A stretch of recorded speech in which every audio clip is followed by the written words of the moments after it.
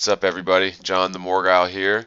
Going to do a quick, well, maybe not so quick video regarding the speed of light.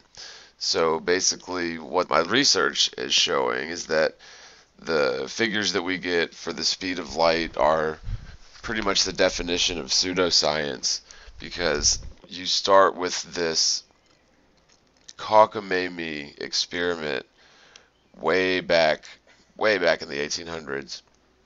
And it's regarding the transit of one of the moons of Jupiter. This guy believes he can measure the speed of light by the time it takes for the light to go bounce off Jupiter and come back. And we'll get into it in a little more detail, but you know, he didn't even believe that he knew the distance to Jupiter, didn't claim to know that, or if he did, it was obviously wrong. Any figures that they would have put in a heliocentric layout would have necessarily been wrong, even if it was a heliocentric in reality, but it isn't. So anyway, let's get into this in a little detail, because it just seems like that original cockamamie experiment was sort of the yardstick for the speed of light. And it just seems like the more you try to test with this assumption, the more you find that the speed of light couldn't possibly have been anything close to what he believed that it was. You know, his figures would have necessarily been way off, because he was considering Jupiter to be some millions of miles away, but he would have been necessarily wrong. And to use that as the yardstick and even go around changing the definition of what is a meter, because the meter is apparently defined by the speed of light or something to this effect, and so they would literally go back in and change the definition of what is a meter until they finally decided on something that was pretty close to even that original half-baked attempt using the moons transiting Jupiter, Jupiter's moons transiting it apparently. Well, we'll get into the figures here and everything, but this is sort of the background, because when you actually get into it, it is just sort of astonishing how ignorant theoretical physics is, because the tests that they use, ranging the good old Leon Focault has a hand in this again, and of course Focault is famous for the pendulum experiment amongst others, but Foucault's pendulum supposedly proves that we live on a spinning globe. However, that's of course ridiculous. It proves that the ether is in motion above a stationary Earth, and you see things like when eclipses happen, apparently Foucault pendulums will reverse their direction or stop during solar eclipses, and they in no way align to the idea or prove the notion that the Earth is spinning on an axis. It's quite funny that Focault has a hand again in originally sort of confirming or fine-tuning the values that were originally garnered by Olaus Romer in 1676. So let's get right into it. This is an article from math.ucr.edu, so this would be accepted globe Earth heliocentric science. And again, this is regarding how is the speed of light measured. I'll put a link in the description. Before the 17th century, it was generally thought that light is transmitted instantaneously. This was supported by the observation that there is no noticeable lag in the position of the Earth's shadow on the moon during a lunar eclipse, which would otherwise be expected if c, or the speed of light, were finite. So just pausing from this article or document real quick, isn't it funny that the example they would give here is no noticeable lag on the Earth's shadow on the moon, right? So this is first assuming that it is the Earth's shadow on the moon, which it couldn't possibly be since it is a stationary plane Earth, and you have things like the selenelion where both the sun and the moon are visible in the sky during lunar eclipse. So to somehow assume that they know how far the moon is, which in the heliocentric theory they're way off by probably hundreds of thousands of miles, because they claim that the moon is 240 some odd thousand miles away, and that is absolute nonsense. It couldn't possibly be that distant, and that is demonstrable. Don't have to get into that. Did see a beautiful crescent moon last night, and I'll put up a slide. Yesterday was Tuesday the 20th, and as we can see, slight crescent moon, and many hours after sunset, which is geometrically impossible assuming the heliocentric theory.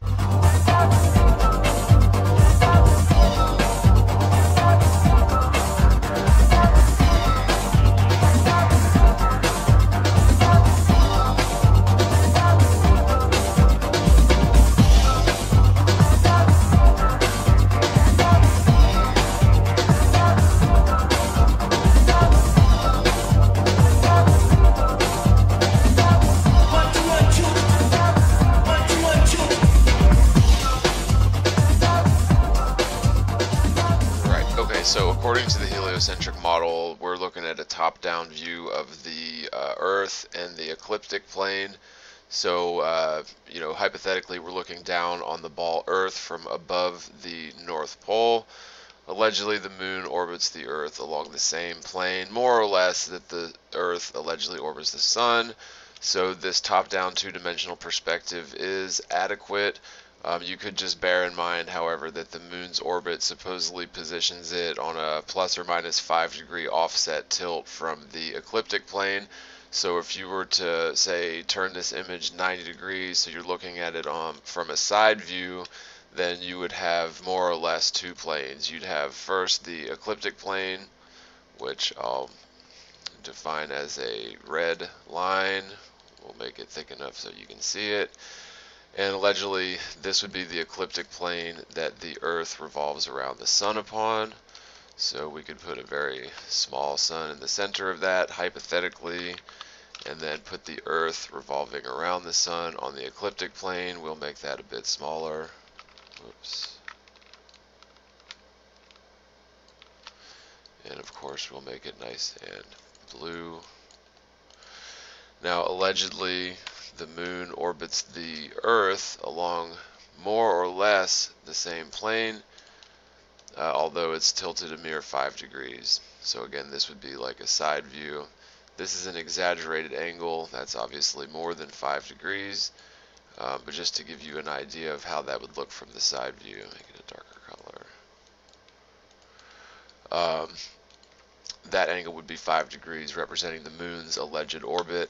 But again, looking at it from a top-down view is adequate, and so just get rid of these, get them out of the way.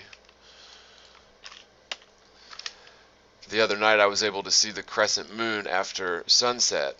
So if I'm on this ball here and everything, we're supposedly spinning counterclockwise if you're looking at it from the top down above the North Pole.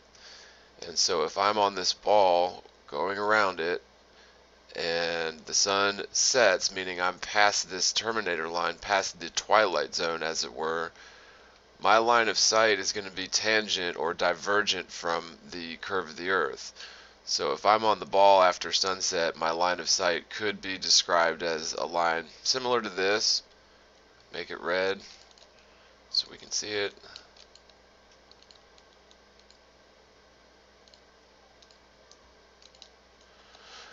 Now the problem is, again, we know based on the heliocentric layout where the moon should be in its orbit just by looking at the phase of the moon. And as you can see on this diagram, the full moon would be 180 degrees from the sun, or on the opposite side of the Earth as the sun. And the no moon phase would place the moon more or less aligned to the sun. And what supposedly gives us solar eclipses is when the moon is aligned to the sun on the ecliptic plane as well. We don't need to get that complex into it. Again, if my line of sight is described by this dotted line as a tangent to the curve of the Earth, and the crescent moon is definitely going to be somewhere on the day side of the Earth over here, how is it possible for me to see the crescent moon overhead when I'm on the night side of the Earth? Like I saw the other night, a crescent moon, maybe 6 to 10% illuminated, and it's physically impossible to get a glimpse of the moon overhead after sunset, the crescent moon overhead after sunset, because it should be way over here. So how am I looking at a crescent moon overhead over here on the night side of the Earth? The same thing goes for lots of observations of the full moon during the day. Again, the full moon is supposedly necessarily 180 degrees opposite the sun relative to the Earth. So we've all seen full moon during the day. So if you're on the day side of the Earth, and again, your line of sight is going to be tangent to that curve once the sun is overhead, how is it possible to see the moon up here in the day side of the Earth when it should be way the heck down here on the night side of the Earth? For heliocentrists to claim that they know the distance to the moon or any of the planets is abject nonsense. And, again, that is demonstrable since the Earth has no curvature, nor is it in motion. Then that means that the moon is definitely a local object. It's not hundreds of thousands of miles away. And so to assume and to assume that the sun is some 90 or 100 million miles away is as a unit of measurement, the planet Earth to the sun, in theory, in the heliocentric theory, that's one astronomical unit, right? And so to use just totally a fallacious, non-realistic starting point and measuring stick to assume that you're somehow going to glean an accurate measurement of the speed of light using that measuring stick is preposterous. And furthermore, what is preposterous is to take ancient experiments and use them as your standard goal target number in terms of the speed of light. I just wanted to quickly mention that it is well known that the speed of light decreases as it travels through higher density media. So light travels apparently much more slowly through water than it does through the air, or hypothetically through a vacuum. However, again, I disagree with the fundamental notion that light is some type of particles traveling through the media in a wave form, in the form of photons traveling, physical little particle objects traveling through media. It just doesn't sit well with me for some reason. It doesn't seem very realistic. Furthermore, being able to accurately measure the speed at which light travels, if light isn't tiny little photons traveling through media, as I don't think that it is, then to measure the speed of that is quite ludicrous. Let's continue with the article here. The moon during a lunar eclipse, which would otherwise be expected if C were finite. Nowadays, we know that light moves just too quickly for the lag to be noticeable. Galileo doubted that light's speed is infinite, and he devised an experiment to measure that speed by manually covering and uncovering lanterns that were spaced a few miles apart. We don't know if he ever attempted the experiment again, but again, c, or the speed of light, is too high for such a method to give an even remotely accurate answer. And I would say I agree. Continuing, the first successful measurement of c, the speed of light, was made by Olaus Romer in 1676. He noticed that depending on the Earth, Sun, Jupiter geometry, there could be a difference of up to 1,000 seconds between the predicted times of the eclipse of Jupiter's moons and the actual times that these eclipses were observed. So just reiterating that real quick, this is claiming that in 1676, this character Romer noticed this peculiarity of 1,000 seconds, which, just to be sure, 1,000 divided by 60 would be, yeah, 16.6666 minutes. So we're talking 16 minutes and 40 some odd seconds. So supposedly they're calling this a correct measurement. They're saying he correctly surmised that this is due to the varying length of time it takes for the light to travel from Jupiter to Earth as the distance between these two planets varies. Wow, a lot of assumptions going into this measurement of the speed of light, isn't it? Okay, so he obtained a value of speed of light equivalent to 214,000 kilometers per second, which was very approximate because planetary distances were not accurately known at the time. And I would add that planetary distances are still not accurately known, and the claims that heliocentrist theory proponents have in terms of the distance is just abject nonsense. It couldn't possibly be. If you look at the inner solar system, the planets Mercury and Venus are so distant on average and so small in terms of their actual physical diameter, you would never be able to see such planets from millions and millions of miles away. It's just physically not possible. That's not how light or optics work. The light waves, assuming the heliocentric theory, which is just asinine, would fizzle out or attenuate into the background radiation or frequency of space theory. And of course, we should never achieve a line of sight towards the inner solar system after sunset, as described in these diagrams.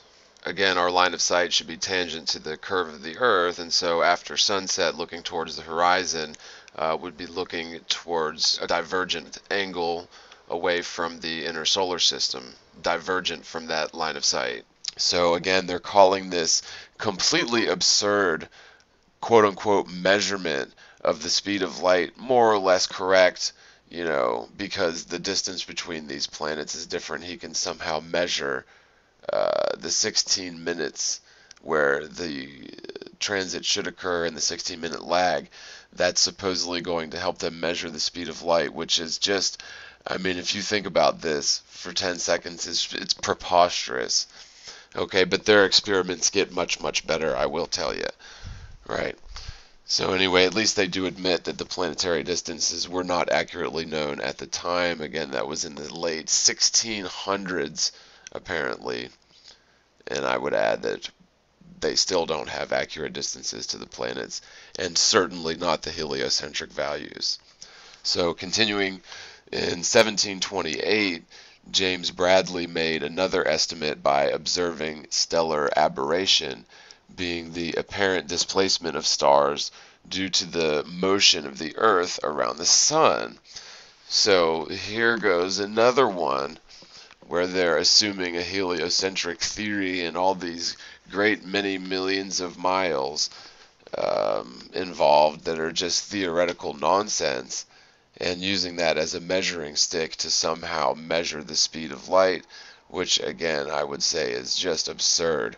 I mean, this is the pinnacle of pseudoscience. So in 1728, James Bradley made another estimate by observing stellar aberration. So what is stellar aberration? And according to Wikipedia, the be-all, end-all source of truth, stellar aberration is an astronomical phenomenon which produces an apparent motion of celestial objects. It can be proven mathematically that stellar aberration is due to the change of the astronomer's inertial frame of reference. And the formula is derived with the use of Lorentz transformation of the star's coordinates. So, As you can see, this is all based on a lot of theory about what the stars are, how far away they are, and the notion that the Earth is in motion, the stars are in motion, and the Earth is in motion, and everything's in motion, which is, again, absurd because the Earth is demonstrably at rest. The Earth isn't in motion whatsoever. So, continuing on with this sort of tangent, what is inertial frame of reference? So, inertial frame of reference in classical physics is a frame of reference in which bodies whose net force acting upon them is zero are not accelerated. That is, they are at rest or they move at a constant velocity in a straight line. In analytical terms, it is a frame of reference that describes time and space homogeneously, isotropically, and in a time-dependent manner, or time-independent manner, rather. Conceptually, in classical physics and special relativity, the physics of a system in an inertial frame have no causes external to the system. An inertial frame of reference may also be called an inertial reference frame or inertial frame, Galilean reference frame, or inertial space. So, in other words, this is all assuming that, yes, the certain bodies can be considered at rest if they're both moving in a constant velocity in a straight line, similar constant velocity in a straight line, which, granted, if you're talking about objects in a vacuum hypothetically traveling in straight lines without any cause for acceleration, then they will continue as such. But to claim that objects in motion around a giant curve around the galaxy, around a giant curve around the sun, around a giant curve around the Earth, in the case of the moon, in theory, that is anything but straight lines. That is conflicting curvilinear parabolic trajectories at varying velocities, arcs of travel. I mean, you're talking all kinds of motion that is not in a straight line. Apparently, the Earth and especially the Moon are supposedly traveling in multiple conflicting directions simultaneously at varying accelerations. Because anytime you travel around a curved path, you're going to have angular acceleration, and that is manifest in the form of centrifugal force. Going back to this tangent, aberration may be explained as the difference in angle of a beam of light in different inertial frames of reference. So a common analogy is to consider the apparent direction of falling rain. If rain is falling vertically in the frame of reference of a person standing still, then to a person moving forwards, the rain will appear to arrive at an angle, requiring the moving observer to tilt their umbrella forwards. The faster the observer moves, the more tilt is needed. The net effect is that light rays striking the moving observer from the sides in a stationary frame will come angled from ahead in the moving observer's frame. This effect is sometimes called the searchlight or headlight effect. Now, I will mention here really quickly that the sort of infamous experiment Airy's failure proved that the Earth is at rest, and it is actually the starlight that is in motion, or it is the inbound light coming from celestial objects that is in lateral motion as it hits the Earth. That's why you have to tilt your telescope to get a full resolution or a full capturing of the light from celestial objects, because the ether is in motion. And what Airy's failure demonstrated is that while I disagree with modern physics' value of the speed of light, it does seem evident that light slows down and refracts through higher density liquids such as the atmosphere, such as water, because of course they're assuming the speed of light in a vacuum. However, in reality, they are not actually taking measurements of light in a vacuum, which doesn't make a whole lot of sense when they're trying to define the speed of light as it would behave in a vacuum. But I digress. Light does appear to slow down and refract towards higher density gradients. So, that does appear to be evident. Although I still hold the position that the value that they have for the speed of light is just absolute nonsense. So we just went into what is aberration, inertial reference frames. Okay, so going back to the original article, sorry for that tangent, but you know, a little background. So we're back to this absurd Romer, 1728, Bradley made another estimate by observing stellar aberration, being the apparent displacement of stars due to the motion of the Earth around the Sun. He observed a star in Draco and found that its apparent position changed throughout the year. All stellar positions are affected equally in this way. This distinguishes stellar aberration from parallax, which is greater for nearby stars than it is for distant stars. What parallax? So to understand aberration, a useful analogy is to imagine the effect of your motion on the angle at which rain falls past you. Okay, so this is just reiterating what I've already sort of mentioned. Standing still in the rain, you're going to get a different effect than running through the rain. So Bradley allegedly measured this angle for starlight, and knowing the speed of the Earth around the Sun, he found a value for the speed of light of 301,000 kilometers per second. So, yeah, that couldn't possibly be anything remotely correct, because the Earth is at rest and the Sun is not some millions of miles away. So, continuing, the first measurement of the speed of light that didn't make use of the heavens was by Armand Fizeau in 1849. He used a beam of light reflected from a mirror 8 kilometers away. Now, just pausing this real quick here, I just want to mention that the light bulb wasn't even invented until 1879. So keep that in mind, because allegedly they're measuring light, you know, using literally torches or some sort of lit, you know, manually lit device, not a spotlight or a light bulb or certainly no laser. And they're supposedly getting 8-kilometer distant measurements. And the way that they did this was rather arcane originally. Very basic, so describing it, it's the beam of light was aimed at the teeth of a rapidly spinning wheel. Now, the speed of the wheel was increased until its motion was such that the light's two-way passage coincided with a movement of the wheel's circumference by one tooth.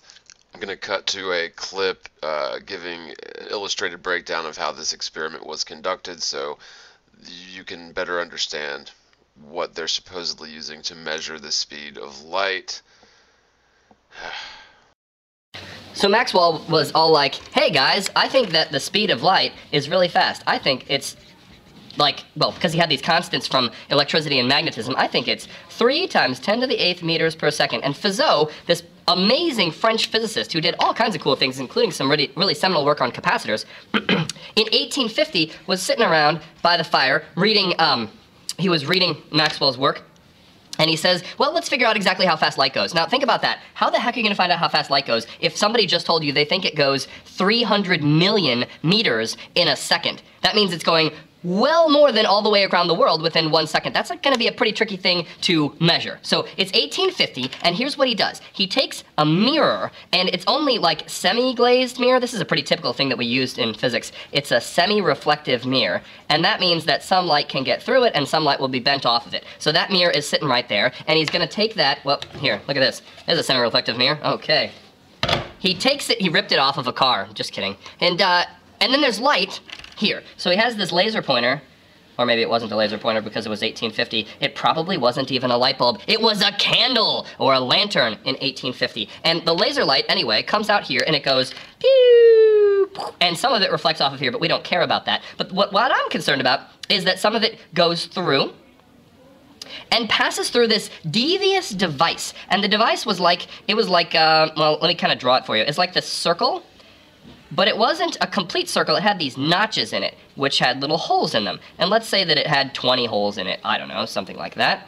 And it looked like this. So this guy, if you spin it, enables light to get through sometimes. And if I spin it fast enough, you can kind of see through it. Let's see that. Can you kind of see through that? Probably not, because it's kind of dark. But I can, and I can see through it sometimes. Now, the beautiful thing is, the laser beam would only get through this sucker sometimes. So let's say the laser beam made it through.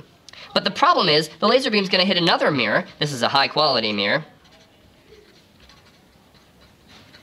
And the only way that laser beam can make it back, the only way the laser beam can come back is if it happens to pass through another one of the slits. Because by the time that first slit, let's bit a big distance here. Let's make this a long way away. All right, cool. The only way the laser beam can make it back is if it comes through the next, or maybe the second next, or third next of those slots. And if this distance is, I don't know, rooms or 1 kilometer or something, then you'll be able to see, oh, where's the eye of physics going to be in this problem? Let's make a blue eye of physics up here. And we'll say that this is our observer who's watching the experiment with some nice eyelashes. And you want to know if you're going to see the light. So you're beginning to see the light. It was going this way, and it comes back only at exactly the right frequency of spinning this disk. See, if you're spinning it too slowly, then you'd be blocked by, I don't know, this one or that one or that one. And so you spin it really, really, really fast so that it exactly goes through one slit and then comes back through the next. And if you're spinning too fast, then it'll be blocked by this little paddle right here. If you're spinning it too slowly, it could be in any one of those. But he spun it at his maximum possible speed, and he calculated with this distance, and he found, yep, that's the speed of light. Pretty ingenious experiment, if you ask me. He had gears, and he knew very well how precisely he was rotating the sucker, and he managed to get the speed of light to some very good accuracy, backing up Maxwell's observations of just a few years previous. What? His name is inscribed in the Eiffel Tower. Hi, France. Good work. Beautiful tower, excellent guy named Fizeau, and you should go to France if you have the chance, because... So, I'm just going to mention that I totally disagree that using any such experimental setup, such as Fizeau used, you couldn't possibly measure the speed of light. There's too many assumptions involved. The fact that their measurements more or less coincide with the so-called measurements using astronomical observations and using the assumption that the Earth is in motion, using the assumption of a distance to Jupiter, all of these assumptions going into the original so-called measurement of the speed of light, and now these ground-based experiments which are allegedly able to measure the super duper fast speed of light in a scaled down sense is absurd. You know, if you hand them the speed of light that they claim for argument's sake, there's no way that they would be able to measure it accurately using such contraptions and setups. And again, the fact that these contraptions and setups more or less coincide with the previous measurements using astronomical data tells me that their numbers couldn't possibly be right.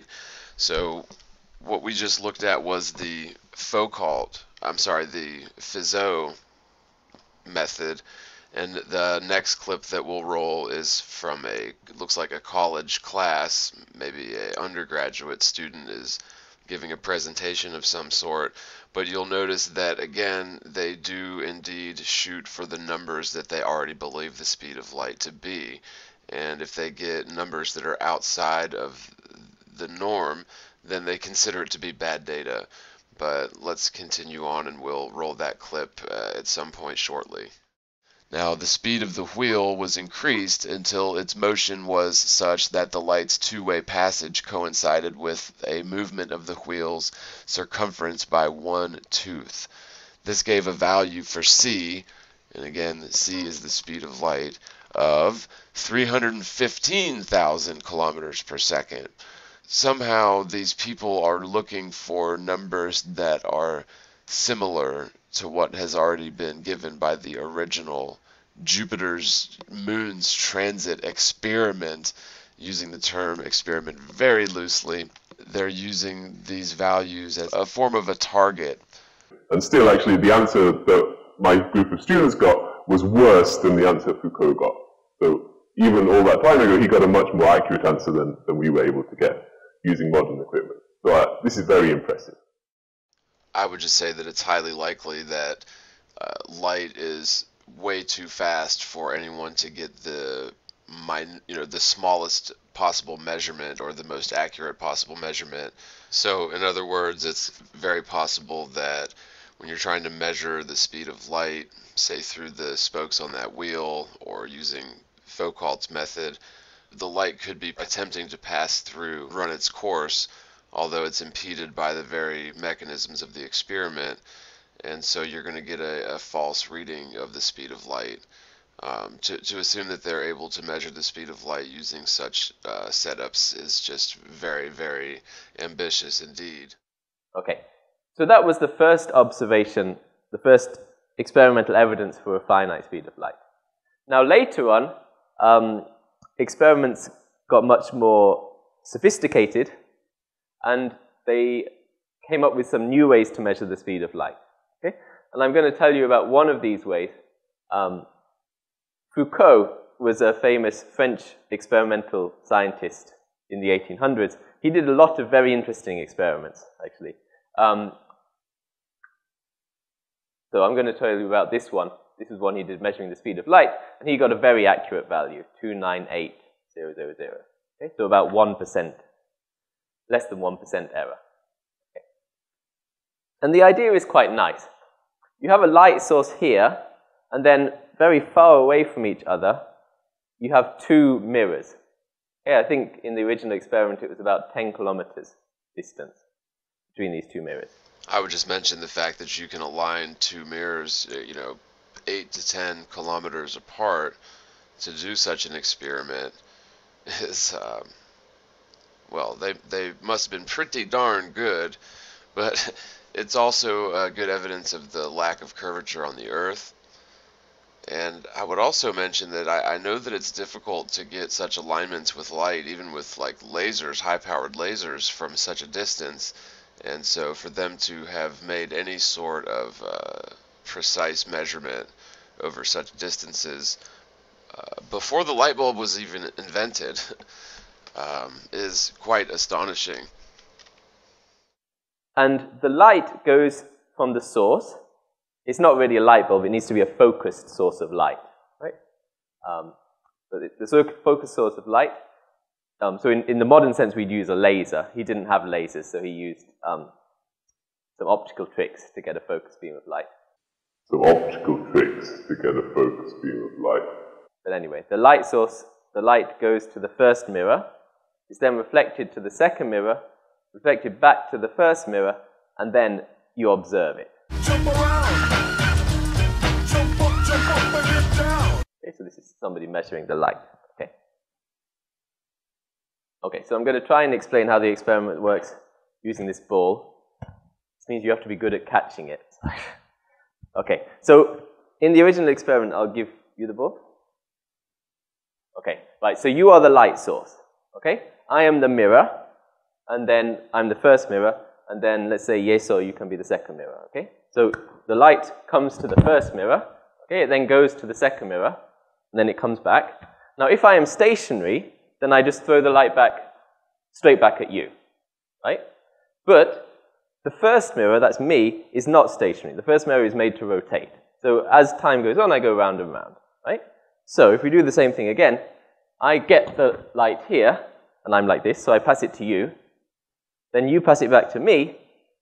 But in that time, when the light goes between you and me, I've rotated about this much, right? And that means instead of throwing the light back over here, I throw the light back at a slightly different angle, like that. Okay. Now, if the speed of light is slow, then I turn through a big angle, right? So therefore, there's a big change in the direction of the light. If the speed of light is fast, then I turn through a small angle, so therefore there's a small change in the angle of light, right? So by measuring the change in the angle, you can calculate the speed of light, okay? That's the idea of the experiment. Right, but what if our ability to detect or properly measure the smallest change in angle, what if we don't have the ability to measure such a small angle in such a small amount of time, especially the faster you rotate the mirror, the worse this would get? But the point is, what I'm trying to make is that it is a bit arrogant to assume that we would be able to measure the smallest possible angle, because I would submit that whatever the smallest observable angle is, that would be the angle that light would take off the mirror. Because even if it was just a fraction of a fraction of a fraction of a fraction of a second, that you're able to measure the change in that mirror's angle. If there was a smaller fraction still, many fractions of that you're able to measure, that's immeasurable because it's so small, then you have thus incorrectly measured the speed of light, assuming that it is little tiny particles, photons, traveling as a waveform through a given media. So, okay. So in the next slide, I draw a picture of this. So here's the light source. The light hits the first mirror here, goes to the second mirror, and it comes back. But once it's come back, the first mirror has rotated through an angle of theta. That means the light is reflected by an angle of 2 theta here. Okay? So if you measure the angle 2 theta here, you can calculate the speed of light. The formula is there. We're going to derive this formula now. This is question 2 on the worksheet.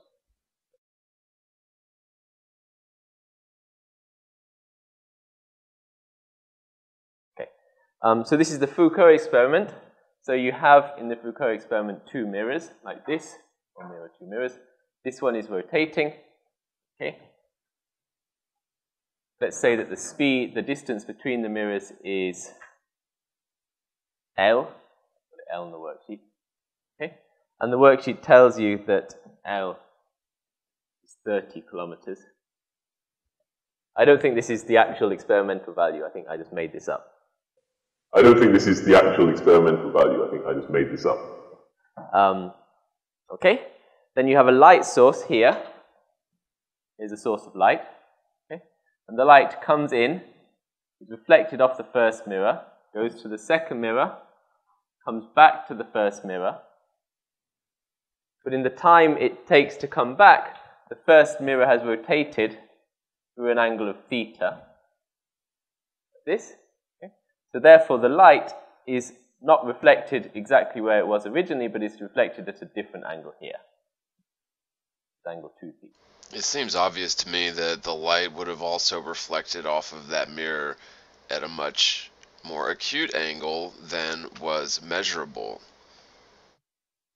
Okay. And what you do is you observe the light here, and you measure the angle.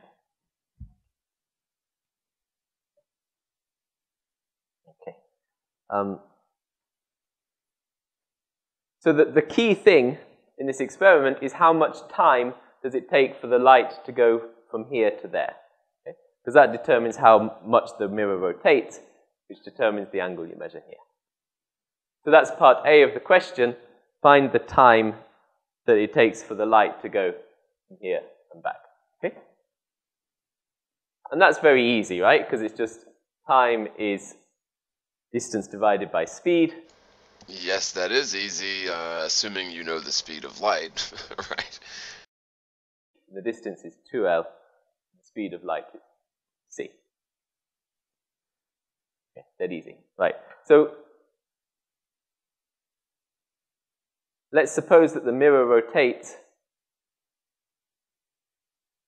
at a certain rate, omega. Okay? So omega is the rate of rotation of the mirror, okay, which we know. Then, using that, you can find the angle that the mirror turns through. This is part B of the question. So the mirror turns through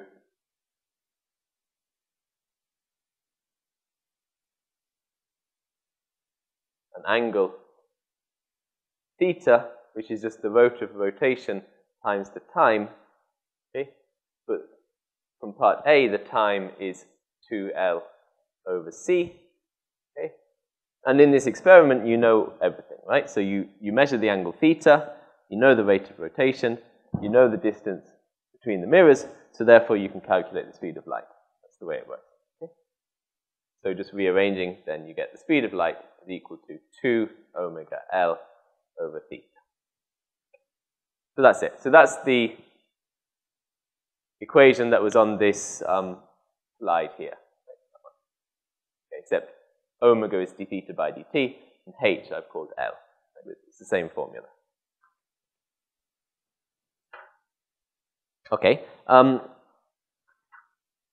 Finally, I put some values in and ask you to calculate.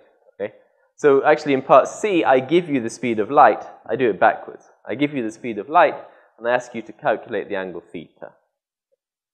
Okay. So I told you that the speed of light is 3 times 10 to the 8 meters per second. Okay. And I tell you that omega is 1 revolution per second. Okay. And I ask you to find theta. Okay. So theta then is 2 omega L over c. And then you know all this. So you just calculate it. And if you do so correctly, you get an answer of 0.072 degrees.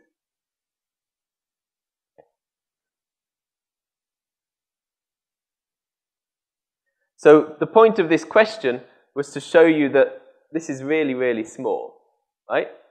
And even though the distance between the mirrors in this hypothetical experiment was 30 kilometers, right, so it's a very long way, the angle you have to measure is still very, very small. So what this shows is it's a really difficult experiment to do, right? First of all, sending light over such a distance and being able to exactly hit the mirror, and then having enough light to come back and hit the other mirror, that's not easy, right? The further light goes, it gets weaker and weaker, right? Because it scatters off the air and all other things, right? And you have to send it at exactly the right angle to hit this mirror, and then, even if you achieve that, the angle you have to measure is still incredibly small. So it's really, you know, Focault is a genius experimentalist to be able to pull this off, right?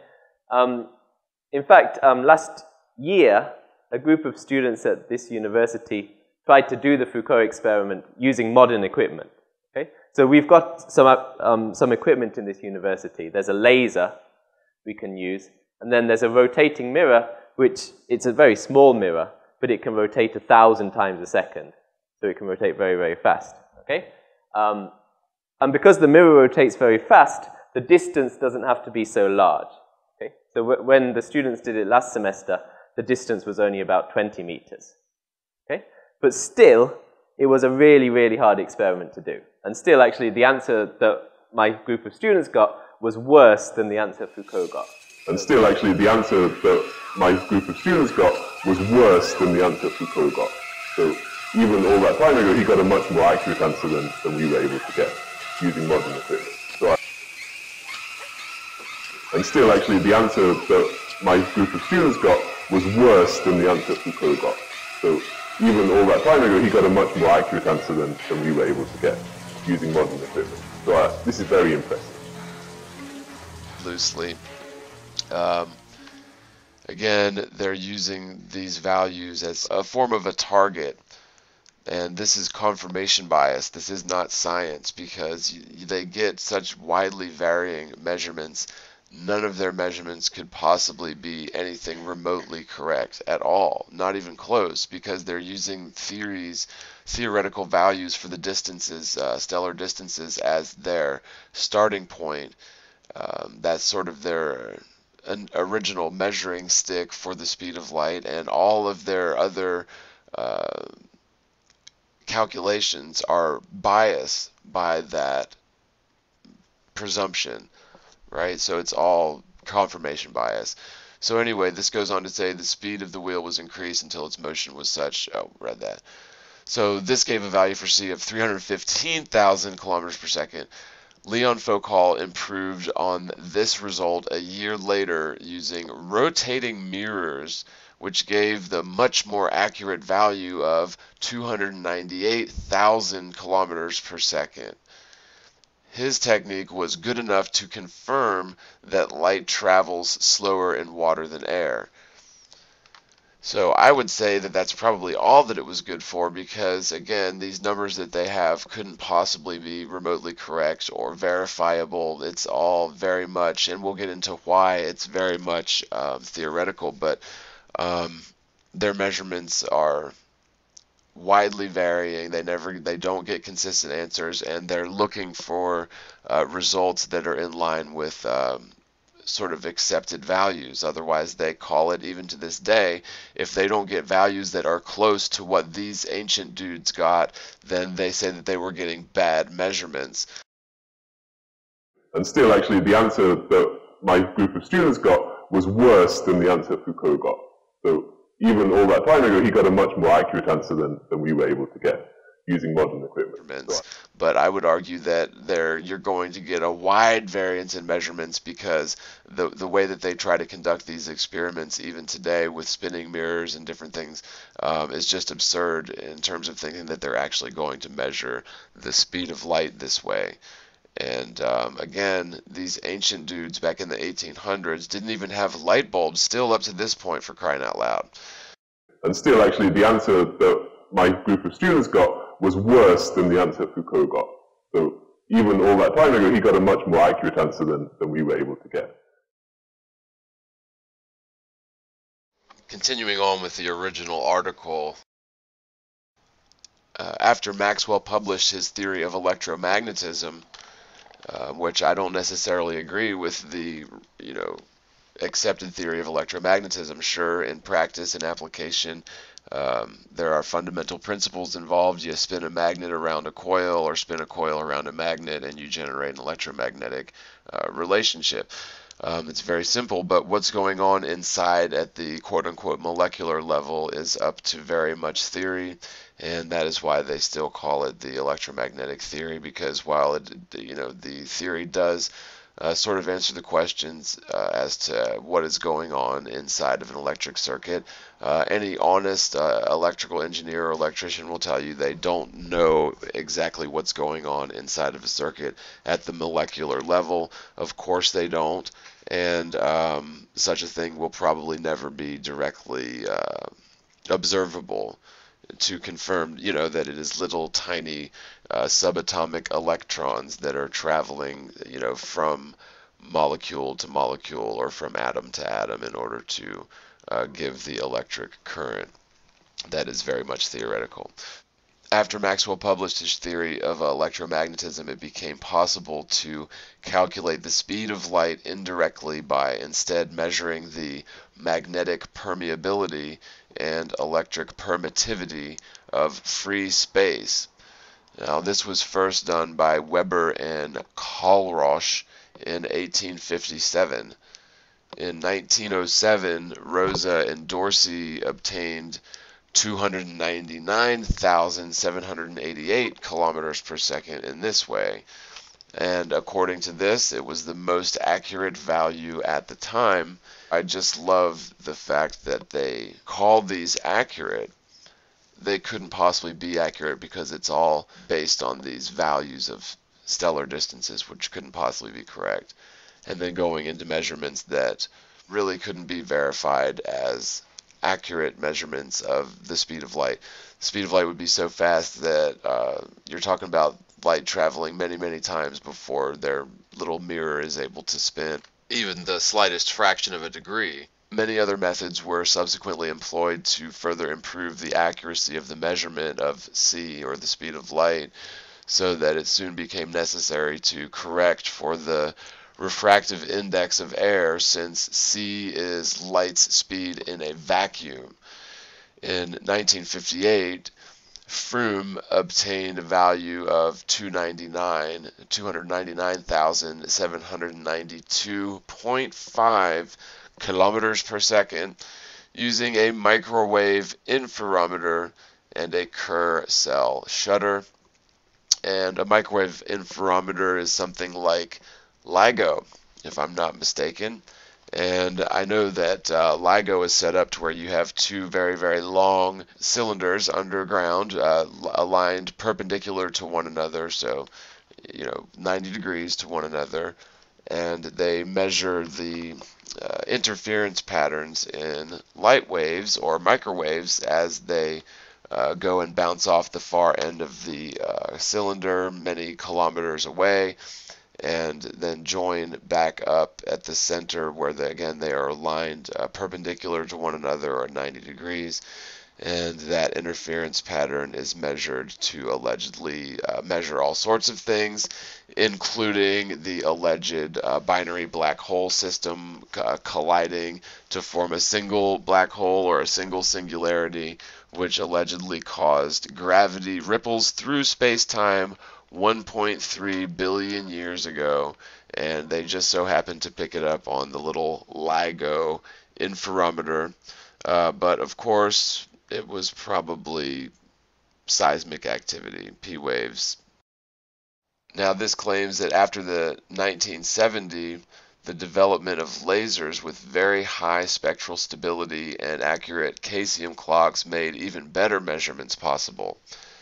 Now, what I will mention is that they're looking for answers that are within tolerances of the original ancient experiments. Otherwise, they would call it bad data if it wasn't close. And again, I think it is quite preposterous that they believe they can measure the speed of light by measuring angles of light bouncing off mirrors and things like that. It really is quite absurd.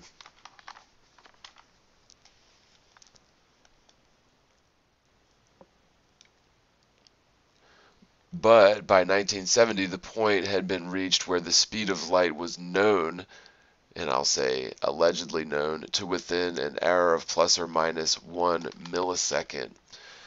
It became more practical to fix the value of c, or the speed of light, in the definition of the meter, and use atomic clocks and lasers to measure accurate distances instead. Nowadays, the speed of light in vacuum is defined to have an exact fixed value when given in standard units. Since 1983, the meter has been defined by international agreement as the distance traveled by light in a vacuum during a time interval of 1 over 299,792,458 of a second, or maybe it's 299,000. This makes the speed of light exactly 299,792.458 kilometers per second. Also, because the inch is now defined as 2.54 centimeters, the speed of light also has an exact value in imperial units. This definition only makes sense because the speed of light in a vacuum is measured to have the same value by all observers, a fact which is subject to experimental verification. Of course it is, because trying to say that they're able to measure the speed of light using these assumptions and experiments with rotating mirrors and such is just quite absurd to me.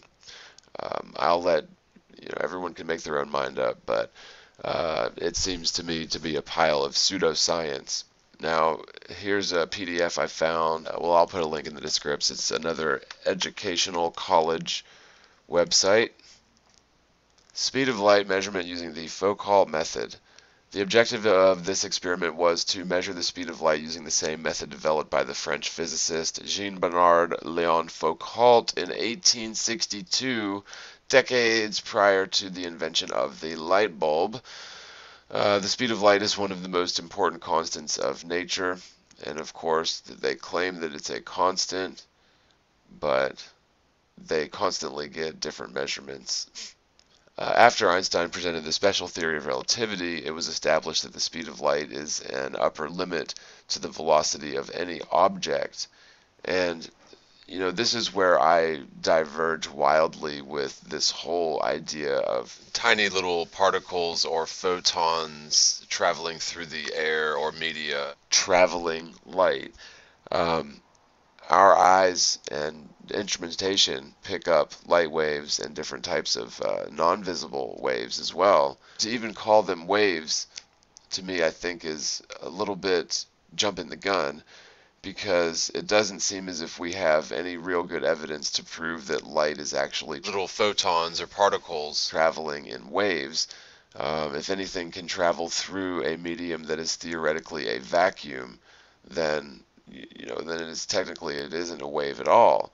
A wave needs a medium to travel through.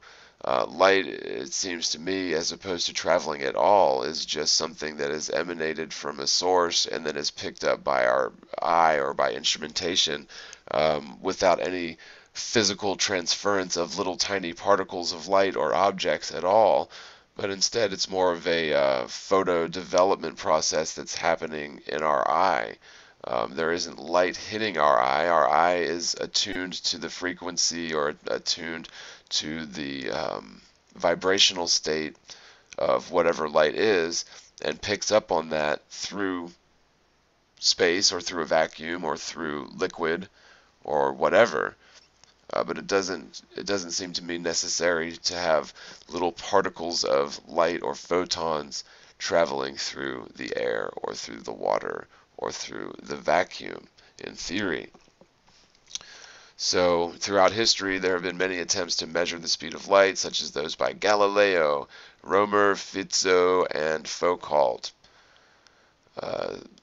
In 1638, Galileo proposed having two covered lanterns at the tops of two hills located about a mile apart. After one lantern is uncovered, the person holding the second lantern uncovers theirs. By measuring the time elapsed between the first person uncovering their lantern and when that person sees the second lantern, the speed of light could then be calculated by dividing twice the distance between them by the elapsed time. And by the way, I did want to mention before, it said that these experiments used 8 kilometers away, which is, I don't know, what, about 4 or 5 miles, something like that.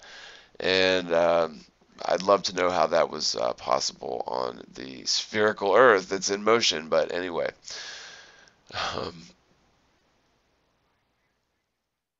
Of course, this experiment by Galileo, because of human reaction times and the greatness of the speed of light in theory, Galileo could only determine that the speed was much greater than could be determined by use of his procedure.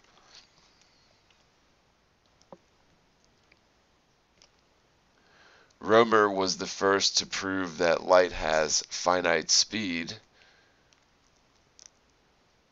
It is known that the moon would be eclipsed for the same amount of time because he noticed that the eclipse appeared to be longer when the Earth was moving away from Jupiter than when it was moving toward Jupiter. He attributed this to the finiteness of the speed of light. And again, this is assuming that the Earth is in motion at all, which it isn't, demonstrably so. Observations made between 1671 and 1673 were the basis for his calculation. He calculated that the speed of light to be around 2.1 times 10 to the 8th meters per second, 29% error.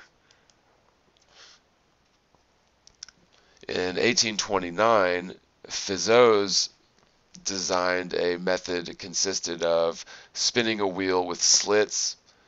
Light would travel through the slit, bounce off a mirror, and either pass back through the same slit or get blocked by the next slit.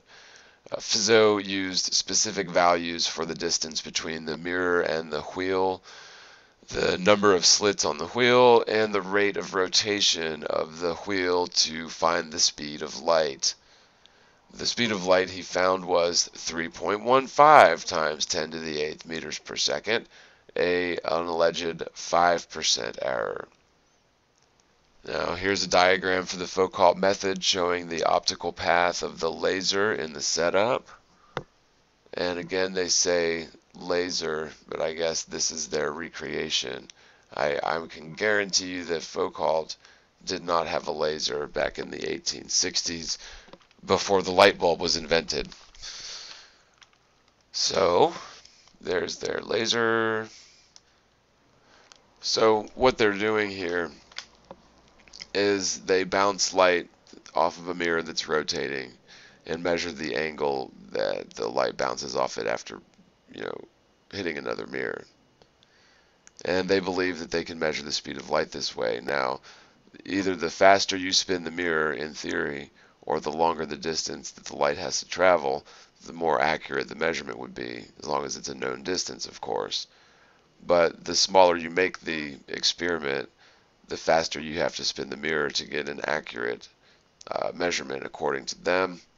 Although I would say that they're grasping at straws trying to measure the speed of something that it probably isn't measurable. Um, but to say that they can measure it accurately and throw out data or throw out experimental results that don't fit neatly into the allowed spectrum, that is not scientific. That's just conforming to pseudoscience as a religion or a scientism. So what eventually, or what is essentially happening, is there is this underlying or preconceived theory that the speed of light is something close to what the ancient philosophers and the ancient experimentalists came up with, using all of this asinine theory about the distance to the heavenly luminaries, which couldn't possibly be remotely correct, and then using some half-baked experiments prior to the light bulb even being invented, let alone lasers, to measure the angle, or to use different sort of archaic, primitive experimental situations with spinning mirrors over great distances, and then using that as your yardstick or using that as your base to try to match that or get results that are close to that, is the opposite of science. It's pseudoscience. But it is indeed what happens. Any data that's really far out or far away from what would be considered accepted would be disregarded. And to liken light to a physical, measurable object, even assuming that the speeds that they are coming up with are correct, to say that that's measurable on a small scale is asinine.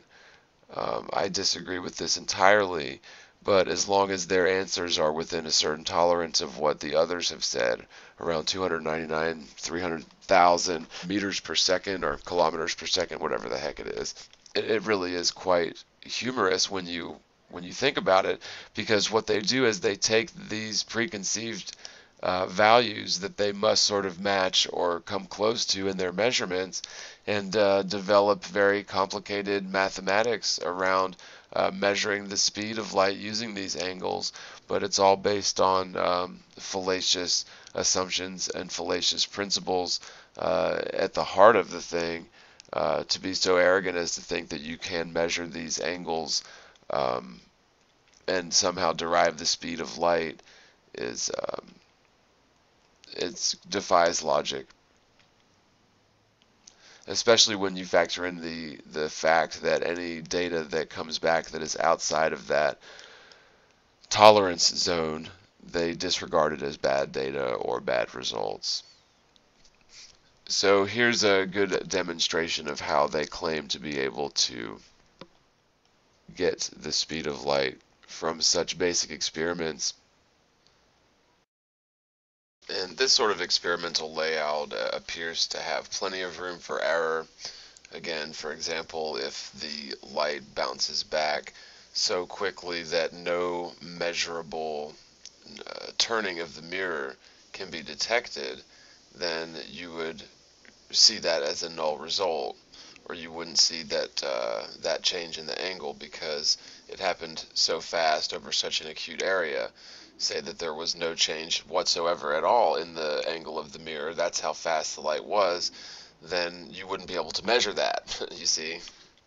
So in the mid-19th century, again, French physicist Focault made the most accurate measurement to date of the speed of light, using a laboratory-sized apparatus consisting of rotating and fixed mirrors. This method was subsequently improved upon in technique and by scale by Albert Michelson in the 1920s, resulting in the most precise mechanical measurement of the speed of light with an error of only plus or minus 4 kilometers per second, which again I would say that is not knowable. An apparatus inspired by Focault's original technique is accessible as a classroom demonstration or laboratory and makes an excellent way to illustrate this finite but large speed of light. So here's the sort of setup animated. The basic technique is to send a beam on a path so that it bounces between a rotating mirror, a fixed mirror, and back to the rotating mirror for a total distance 2D, as shown in the above illustration. The time of flight of the light on this path implies that the rotating mirror will have turned very slightly between the two times of arrival of the light. This small rotation will deflect the beam of light through a small angle from its original path, producing a measurable effect proportional to the mirror and inversely proportional to the speed of light. If the rotational frequency or revolutions per unit time of the mirror is given by V, then the deflection of angle is given by, and here's the geometry. This is where they dazzle you with long, complex mathematical equations, but at the end of the day, to think that you can measure the speed of light using such a contraption and get anything remotely correct, to me just defies reason. It seems to me that they're using mathemagics to insinuate that they have a viable, cogent answer here, but to me it seems rather absurd. Even if, they make the math work, I don't buy it, especially because it's very close to what the ancient guys got with their estimates using the unknown values to Jupiter. I mean, give me a break. If it's anything remotely close to that, then to me, then it couldn't possibly be correct. And again, their answers appear, even to this day, appear to be influenced by what is accepted. And so if they get values that are far outside of what is accepted or acceptable, then they chalk it up as bad data and do the experiment again. And I would suggest that you would get many different answers or many different results using such setups. Okay, so looking at Weber-Corlosh, the 1850s, looks like Weber-Corlosh experiment compared two systems of electrical units. The principle was to discharge a Leyden jar or a capacitor that had been storing a known amount of electric charge in electrostatic units, and then to see how long it took for a unit of electric current as measured in electromagnetic units to produce the same deflection in a galvanometer. The ratio turned out to be very close to the measured speed of light. So we have a coincidence here. This time frame appears to be similar to that of the speed of light, or at least the arrivals at using measurements, half-baked cockamamie experimental measurements to garner the speed of light, resting on all sorts of assumptions and arrogance to think that we can actually measure the speed of light. But because these two figures appeared to coincide, then the electromagnetic theory is that electricity runs, or electric circuits run at the speed of light, which is a pretty wild long shot in my opinion, knowing everything that we've reviewed about how they've arrived at the speed of light insofar. So does that mean that there is a connection, or is this a coincidence that they're getting numbers that are similar? Does that necessarily mean that the two are connected or related? I tend not to think so. Because with electric theory, again, the theory is that you have little electrons traveling across, from atom to atom or molecule to molecule, traveling across these highly conductive materials like copper. But it doesn't necessarily mean that's what's going on. that's never been imaged. You can't see it under a microscope, and it is very much theoretical, as mentioned earlier. And so to assume that there's something in there traveling at the speed of light, or propagating at the speed of light, or whatever term you want to use, is, in an electric circuit, it's non sequitur. You can make that claim, and you can put together a bunch of mathemagic to state your case, but when your experiments are inherently biased towards a acceptable sort of outcome, then you have something that I believe is immeasurable, at least consistently. You're not going to get a measurable speed of light using any of these experiments without a great deal of interpretation and, I believe, data fudging, or chucking away that data that doesn't conform. So Weber interpreted this ratio in connection with the convectively induced force that he believed to exist between two charged particles in relative motion. He believed it to be the speed that would produce an exact counterbalancing force to the electrostatic force. In this respect, the speed of light becomes like a kind of escape velocity, with the convective force being like a centrifugal force. Maxwell in 1862, however, interpreted the result differently. So at the end of the day, it appears to me that the measurements of the speed of light are very, very much questionable at least, and at worst, a big pile of pseudoscientific rubbish. Again, we started with the flagship 1600s experiment involving the transit of the moons of Jupiter, and without knowing the distance to Jupiter or their moons,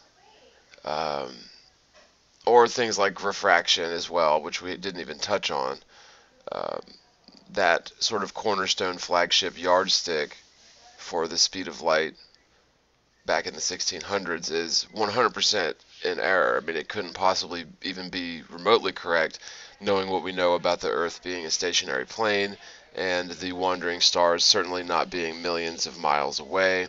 And so any values or figures that they may have gleaned from such experiments would have necessarily been way, way off.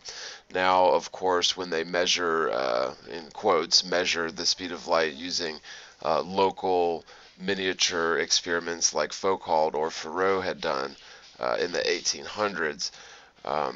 There's so much room for error. Again, my main problem with any of those physical experiments done by Fizeau and Focault were the fact that light would be so fast. Even with Focault's instance, I think it was 8 kilometers. Even over that distance, light very well could have and probably did bounce off of that mirror or escape through the teeth in the instance of Fizeau. But light would have and probably did bounce at a no degree angle change before it went to any degree of change that was registerable or measurable. So in that sense, I believe that their measurements and even modern measurements of the speed of light couldn't possibly be correct. The main reason I say that, even for modern experiments, is because they are very close to the ancient, 1600s and 1800s experiments. So the fact that they are close, even remotely close to those, proves to me that they are wrong. And furthermore, modern experimentalists will use those ancient values as their compass, as their yardstick. So if they get results that are far out of whack with what they're expecting, in line with the ancient results, then they chalk it up as bad data and disregard it. Now, we do know that light travels through different media at different speeds. So in liquids or higher density media, it will slow down and hence refract. So refraction is definitely a thing, and that is measurable. But again, my position is that light is not what we're told in theory. Neither are electromagnetic circuits. So in the case of light, we're told that it is photons, little subatomic particles that are actually flying away from a light source and hitting our eye. And to me, that is just quite absurd. Also, in the case of an electric circuit, they claim that it is electrons that are essentially daisy chaining their way down the line of the host molecules or atoms. And they're doing so at the speed of light, allegedly. But again, I disagree with that theory entirely, that there may not be such a thing as atoms with protons and neutrons and electrons. Of course, the numbers work in theory, but such a thing will never be imaged or proven conclusively. And so if atoms can't be proven to even exist conclusively, then how could you prove that electrons, many smaller portions of atoms, are traveling along a daisy chain in order to create the phenomenon of electricity or an electric circuit? And so furthermore, to say that that's happening at the speed of light and somehow being able to make measurements and correlating the two, again, that is electric circuit speed and the light speed, is again quite absurd.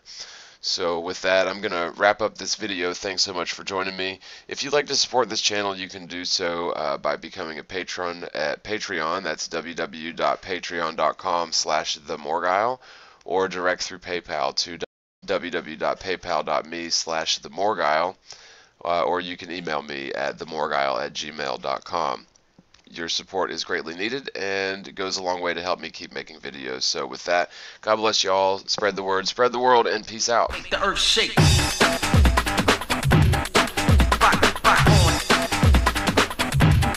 Make the earth shake. Rock on.